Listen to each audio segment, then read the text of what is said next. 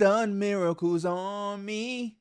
He's done miracles on me. What can I say? I swear, I was just sitting here. I had NBA 2K up. Y'all know I'm doing a Clippers rebuild. So I just had the screen on. I'm eating some pizza. I'm in a Discord, and D-Mill say, P. I say, what's up?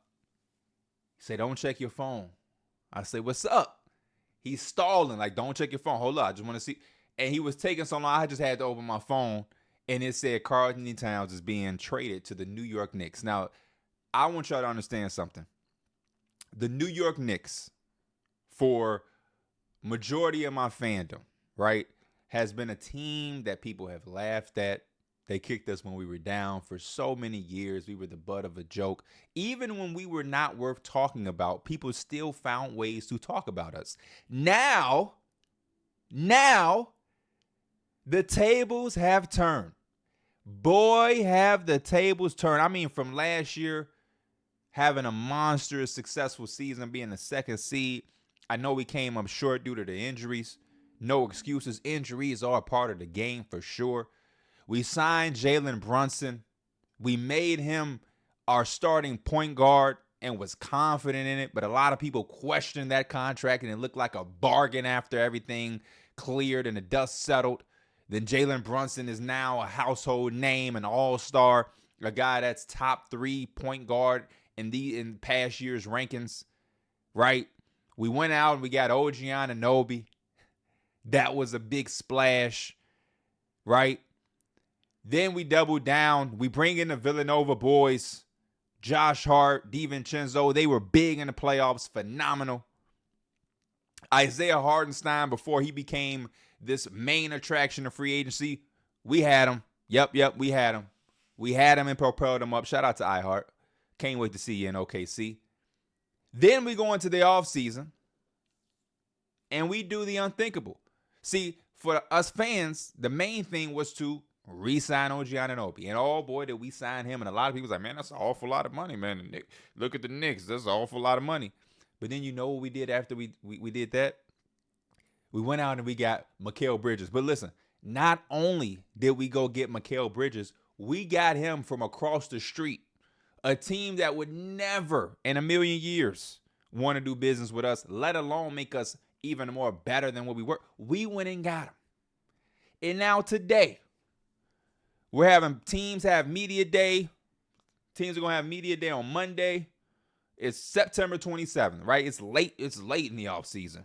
It's not even really the offseason anymore. We're finding out news and different things about different teams or whatever. And we just went out and acquired Karl-Anthony Towns. And this is a dead part of the offseason. So around this time every year, me and my podcast co-hosts, we like to do rankings for each position in the NBA. And just recently, the last position that we've done was the power forwards. And during that power forward list, I talked so good about Karl-Anthony Towns because I felt like he was having a very underrated season. And there were so many different things that go on with Cat, but I'm like, man, he had a phenomenal season. You're just not going to get a guy at his size being able to shoot the basketball as well as he did. He came back and jumped right into the playoffs fresh off of an injury. He was the most locked in we ever seen him defensively. You know what I mean? And jumped right into the playoff race. They went to the Western Conference Finals, one of their most successful seasons in a very long time.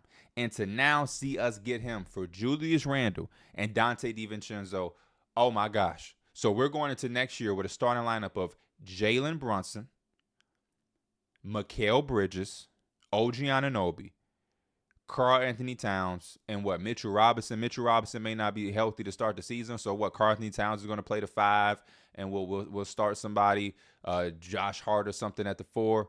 It's a lot going on right now, fresh off the trade, but you have to talk about us when you talk about title contenders. You have to shout out Leon Rose. You have to shout out our front office. You have to shout out everything about our team right now. And this is what I tell people all the time. And I'm not just saying it because it's my team. The only thing you can ask of a franchise is to put the pieces together to reach the fullest potential you can to compete for a championship. Everybody can't win a championship. There are teams in history who still don't have one in an entire existence of existing in the NBA because everybody can't win one. But as a fan, All you can do is appreciate when your team is making the attempts to do so. You need talent. You need some cap work. You need the things to just go your way a little bit. You need to have health during the right part of the season. You need the basketball to drop in the basket a certain amount of times more than the other team. You need, I don't want to call it luck, but you need the stars to align for you sometimes, no matter how great of a team you have. We can go and down the line of historic teams who just couldn't get it together when it mattered the most, and it doesn't take away how good of a team they were, but that's just how tough it is when it's time to win a championship in the NBA. And so for me, today is an incredible day because I've just seen my team execute the greatest offseason in our franchise history. I'm 29 years old. I'll be 30 in March. I've been a Knicks fan since the mid-2000s as a Chicagoan. And everybody always asks, I wanted to go to the NBA. Michael Jordan has Chicago. I'm from Chicago. I've seen how this is Michael Jordan's town forever. This is his city forever. Right? Kobe had LA.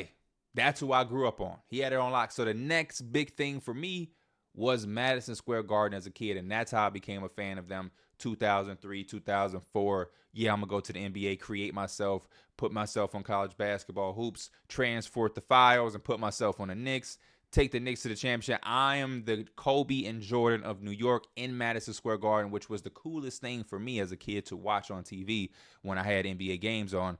That was like the arena to be. And now fast forward, all of these years of being a fan. Yes, I was a fan when they sucked, so nobody can ever call me a bandwagoner. I was through all of the downs, and trust me, there were plenty of downs. I had expectations high when I was still a younger fan, and we had JR and Melo and Amari. I thought we was going to make some shit happen. I did. I was there when we drafted Porzingis, and he turned out to be a lot better than when people thought he was going to be, and that gave me some hope, too, just to see him get traded to the Mavericks. I was there for it all. I remember it. And to get through all of that, and there was a time and a place, y'all, I want y'all to really understand. And we'll talk about Karl-Anthony Towns being on the Knicks in depthly. But I just wanted to make sure I had this part of the video where y'all really understood. There was a point in time not that long ago where Marcus Morris, no disrespect because he's always been a really good player, but Marcus Morris was the highlight for us, y'all. Do you understand that? We were sitting down as Knicks fans around the world watching the games and like cheering for Marcus Morris to lead us. I really want y'all to understand that. We were cheering for Marcus Morris to lead and carry us to victories. There was a time, again, I'm not trying to disrespect any of these players because I have mad respect for them, but we talking about winning games and like your best player, Kyle O'Quinn, who I thought was always a good backup center. And I loved his little 15-foot jump shot. He was a dog in college. He was our starting center. Emmanuel Mudiay was our point guard. Mari Hazard. Like, we were the team that was just like, hey, you was a former lottery pick. We'll be your second team. Try to get your shit together over here. You know what I'm saying?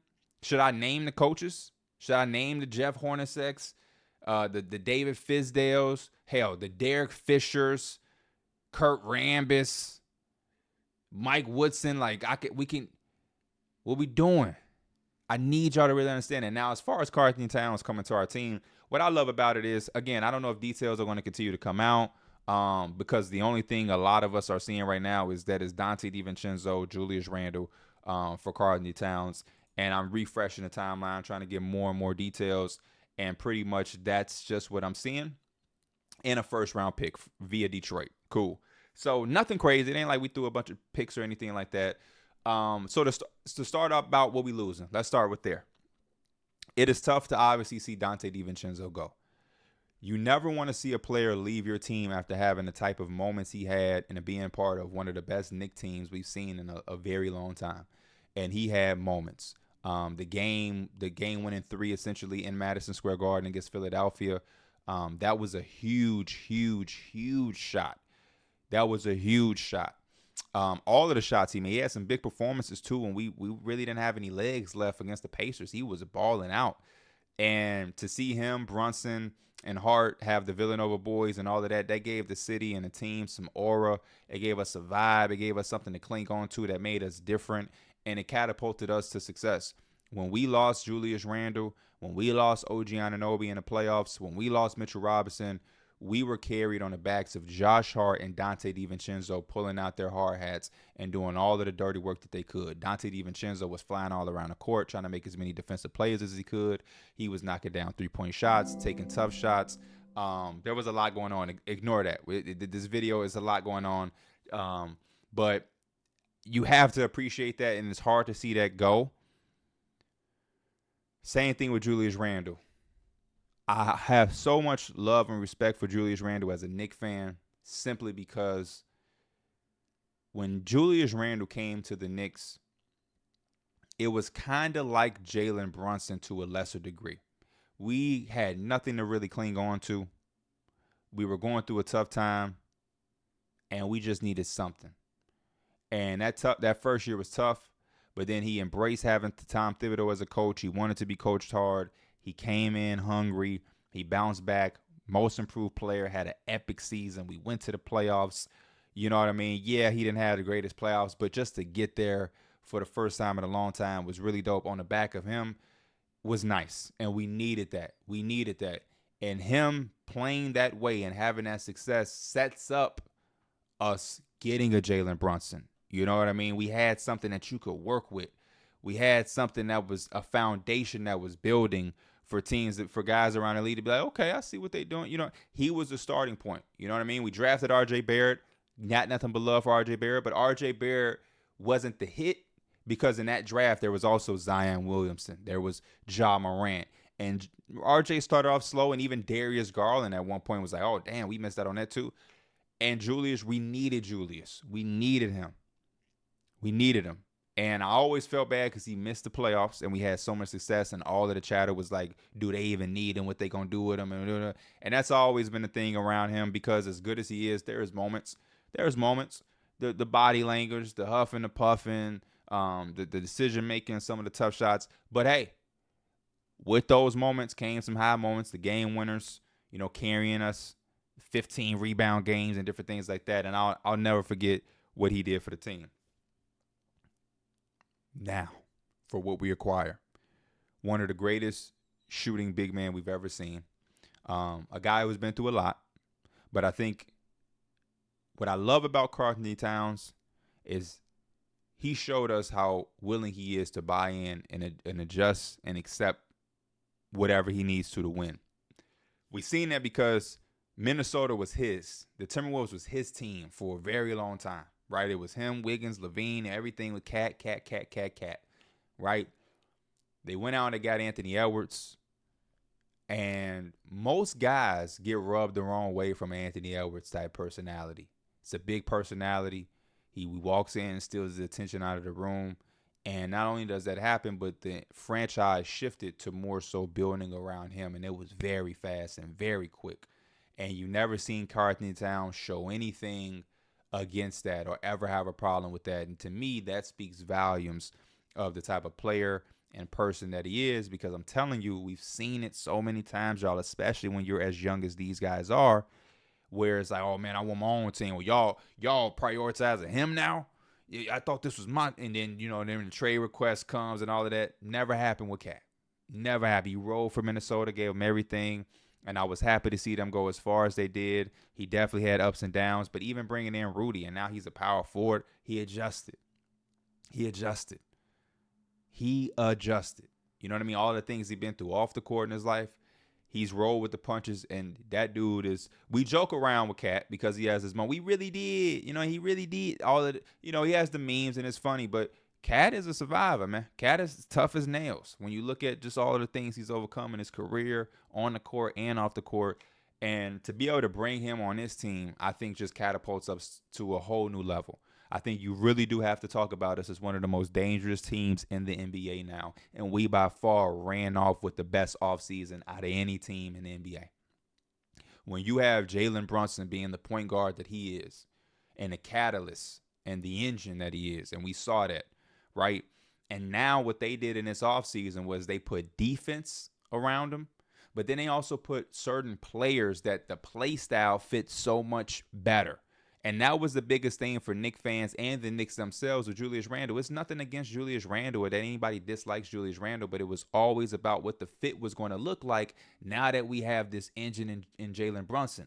The things you do and how you like to operate, Julius, may not be the same because we have this guy who does it a little better at a higher level. So how do we fit these pieces together? It's all about making the puzzle pieces fit in order to have that team. And I think Karl-Anthony Towns, he fits the puzzle with his skill set a lot better than Julius Randle and any other option we was going to have. Same thing with Mikal Bridges and OG. These are guys who can play without the ball. They move without the ball. And it's all, I think, going to fit perfectly within or around Jalen Brunson, however you want to call it. So now we can really space the floor. We're going to have defense on the wing. We're going to have Mitchell Robinson on the back line of the defense. I don't think the Knicks are going to be done. I think there's still going to be a move out there like a Walker Kessler or something when we go and get another center. And we're just going to have a lot of flexibility and versatility. I can't speak enough about how happy I am. We got Karl-Anthony Towns. This used to be a rumor like years ago.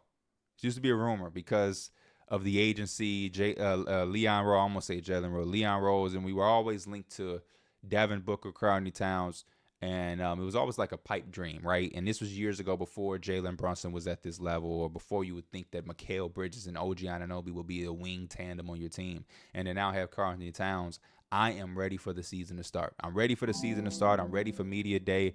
And I am ready to see Karl-Anthony Towns hit shots and score 40 points in Madison Square Garden. Boy, that's 16 minutes of just everything I can give y'all, man. Everything I can give y'all. We got Karl-Anthony Towns. We coming forward. Again, I'll wrap it up like that. 17 minutes in. For the final time, shouts out to Dante DiVincenzo. Shout out to Julius Randle. Welcome, Karl-Anthony Towns. There is no better feeling as a fan of a team or organization than when your team says, hey, we're going for it. OG, Mikal, Cat. We're going for it. I am Pee Wee the Plug. I love y'all. I will see y'all soon. We coming for that ass. Knicks tape. Peace.